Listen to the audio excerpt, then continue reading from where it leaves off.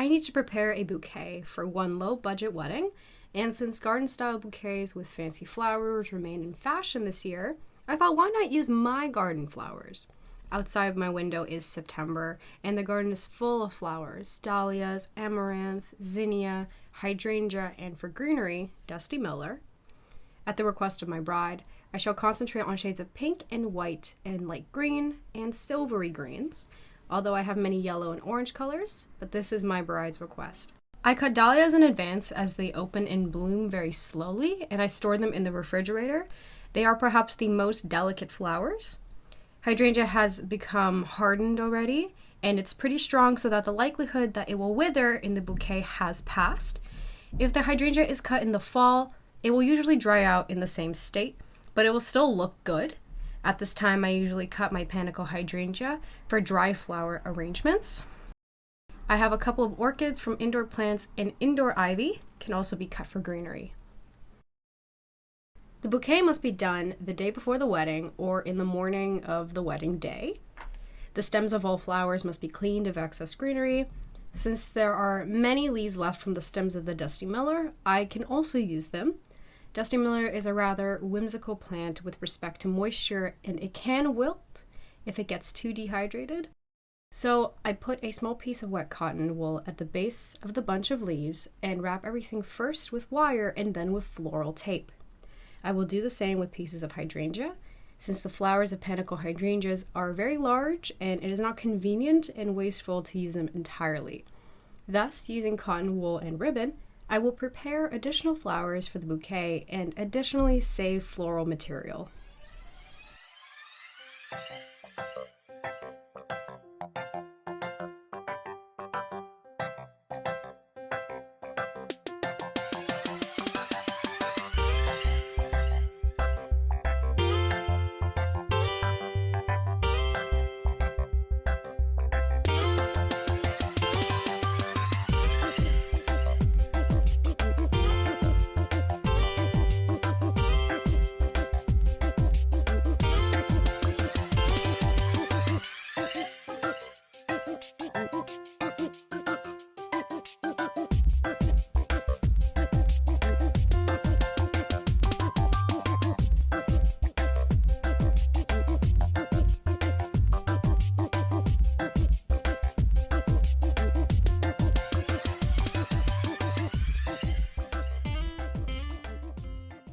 When everything is ready, I begin assembling.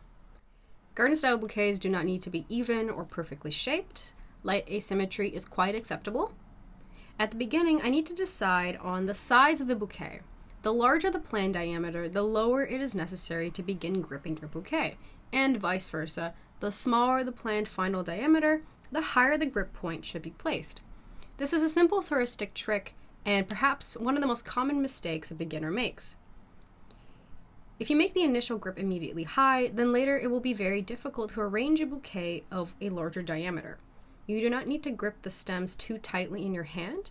Keep a relaxed grip, otherwise it will be difficult to collect the bouquet, and your stems might break if the base is firmly squeezed.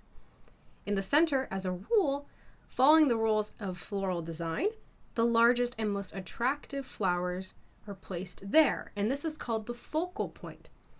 And this means that when people examine the composition, their gaze most of all lingers and focuses on these flowers. The focal point flowers do not need to be located in the very center. They can also be in a circle close to the center. Between the dahlias and for filling effect, I use hydrangea. Hydrangea fills the space surprisingly well and acts as a pillow, supports and cushions the entire composition. We must not forget about the color balance as well, evenly mixing flowers of different shades. When large flowers are in their place, I begin to arrange small zinnia flowers. A brighter pink shade of zinnia will complement the color scheme, making the bouquet more attractive. When my hand fills up and the stems become too difficult to hold together, I resort to using sticky floral tape. Lightly, just 1 or 2 turns, will keep the flower stems together and help me finish the bouquet. I also use floral tape to secure the flowers on wire because they do not have stems as such, and they will easily fall out of the bouquet. And to complete the composition around the circle, I fill in the remaining gaps with amaranth and ivy. These flowers will add volume and airiness and style to the finished composition.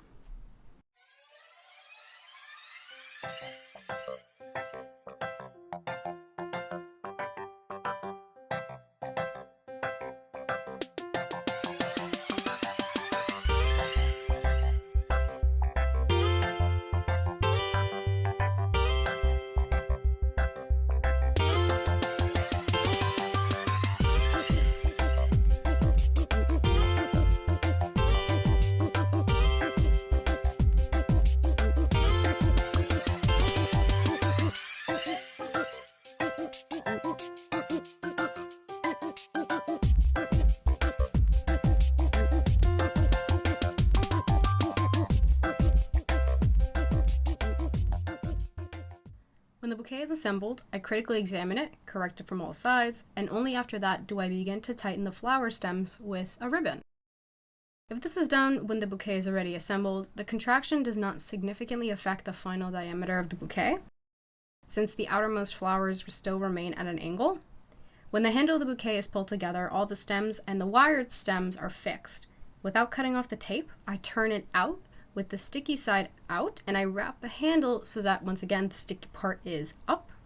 And I do this so that when I wrap the handle of the bouquet with satin ribbon, this slippery ribbon will not move along the handle, and it will not peel off or slip off at the most inopportune moment. I've seen this happen many times at weddings, so this is a trick you can do to avoid this problem.